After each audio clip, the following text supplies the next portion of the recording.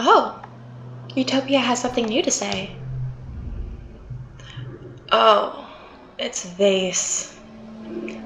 You report to the expedition's tent and find not just Utopia, but Security Chief Rhett and Vase as well.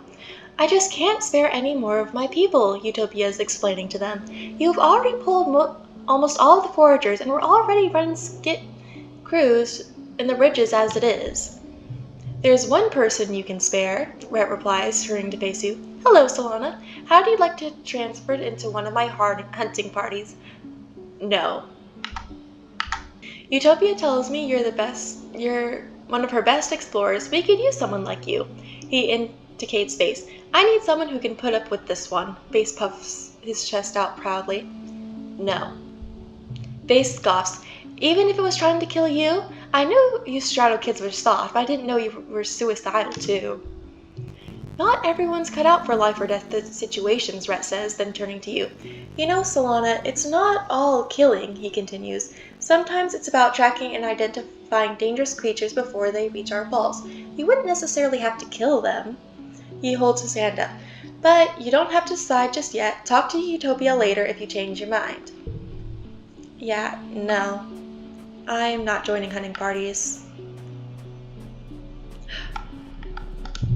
But I did find some medicinal roots.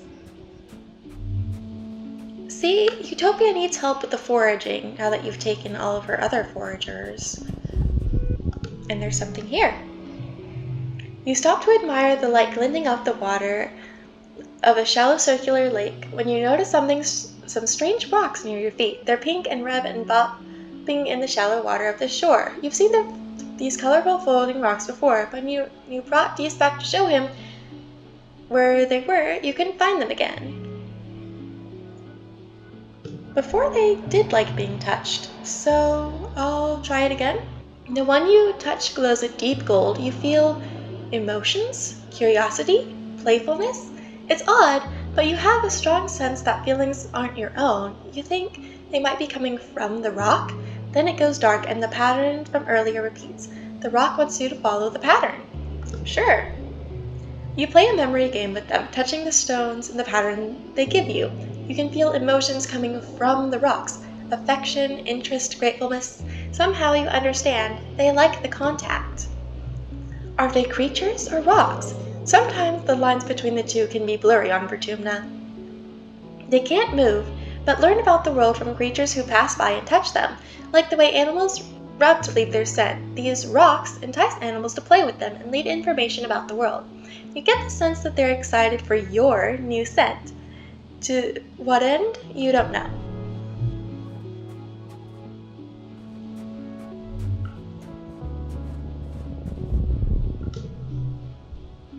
There's not much to find out here, but the peaceful atmosphere is great for contemplation.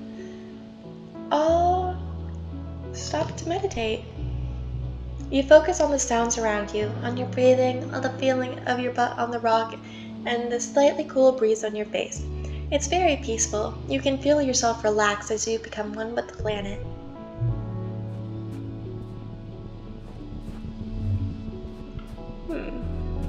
Before, this is the place where we found the rock, so I wonder what's here now. The drifts of spark snow make this area hard to pass through. You feel your feet sinking into it, and you have to work to get them free from it with every step. The only way forward here is through an especially deep area. You can take a break to play. You make a snow buddy, or at least you try. The tiny blue crystals don't pack together very well, and the stuff quickly melts just from the heat of your body. The acid snow gives you a hot, scratchy rash between your fingers. Probably should have worn gloves. You appraise your lumpy snow buddy. It looks a little sad. Maybe it just needs some accessories? With some twigs and grass and a weird kind of jelly you find seeping out of the ground, you give your buddy antlers and fur. It kind of looks like a snow bush bug.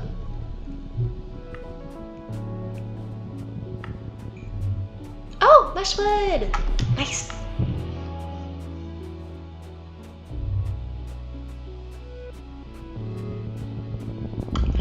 Hello? Okay.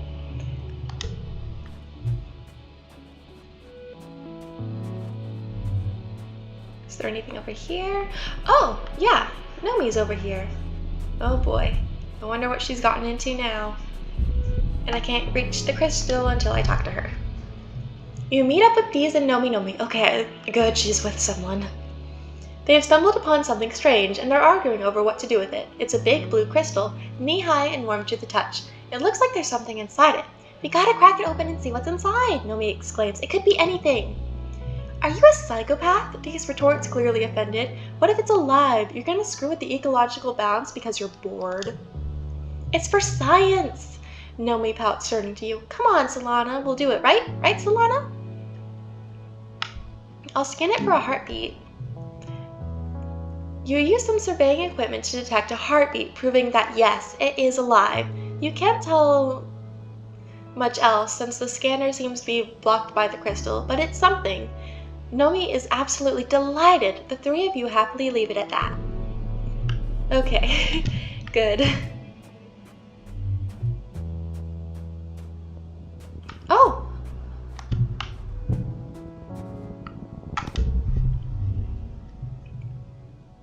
You're crossing the clearing when you hear a terrible cracking, pounding sound. The bush bub bursts through the tree line, barreling straight towards you. Whatever's making a bush bub run, you're pretty sure you don't want to be on the business end of it.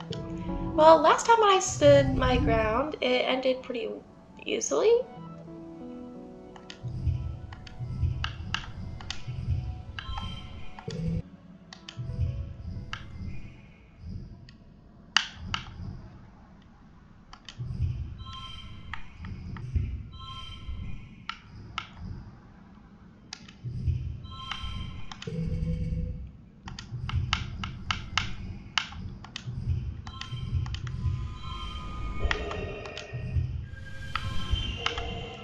$45. The creature pounds past you, its powerful stone-like gorilla arms smashing the ground. It doesn't even seem to see you, and it goes around you without even looking at you. You look around, but there's no sign of whatever motivated the bush bub to run so fast. At least that's something to be grateful for. Yellow flower!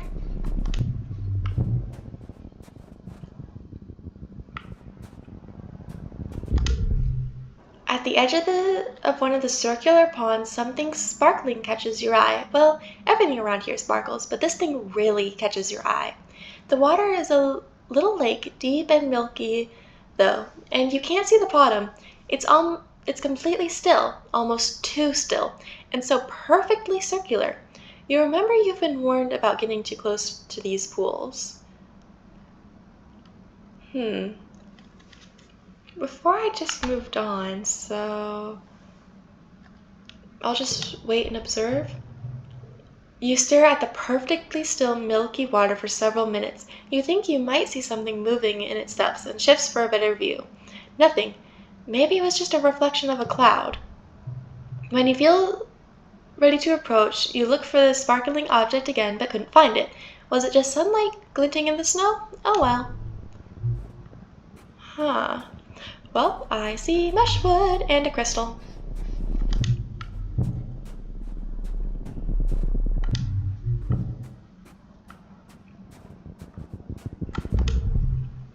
Oh! More flora to document. I guess I can try to get close this time.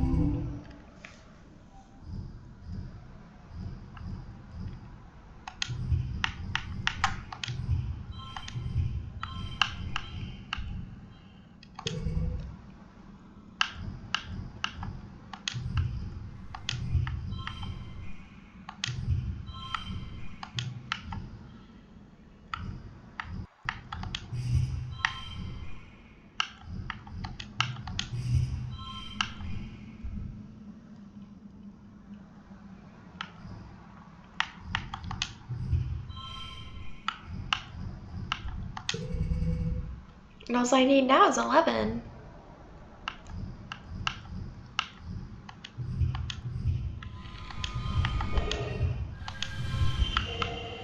And a super goal of 45. And I got 3 stars! You cautiously crawl up beside your subject, raising your hollow palm to get the best close-up possible. Ouch! Just as the camera takes a photo, Your subject bites you on the finger. Ugh, I hope it's not venomous. On the bright side, I got the shot.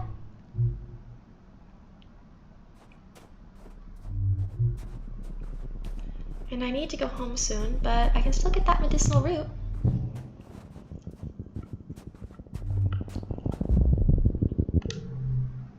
It's a cloudy day. You hear a crash of thunder from somewhere nearby. Loud. Sounds like it's getting closer.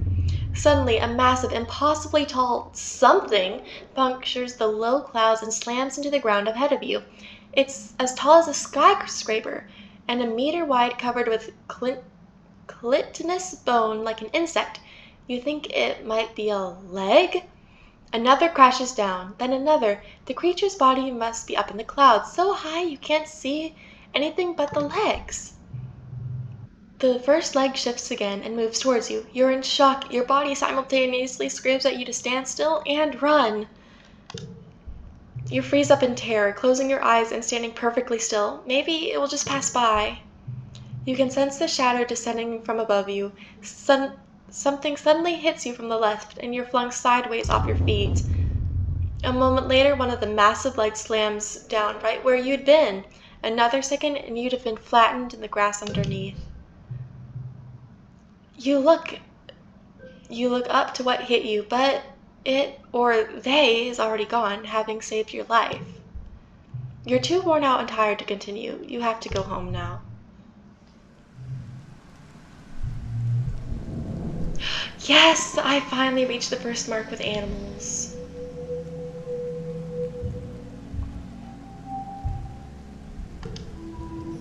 Let's see what that new perk is. Pets! Can I have pets now? Or do I get pets? I guess we'll have to check that out next time.